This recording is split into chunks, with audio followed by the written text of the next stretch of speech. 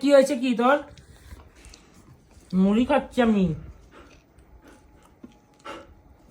দেবা না সবসময় মুড়িতে তেল মাখানো মুড়ি কিন্তু বলে দিচ্ছি। হ্যাঁ কি হয়েছে? এই শো ওখানে শো।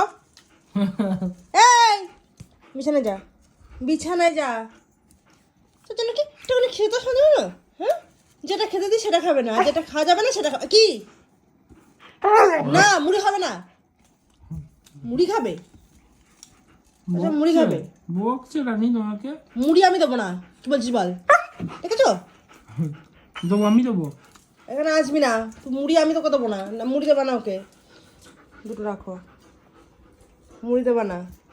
আবার আসে, দেখেছো?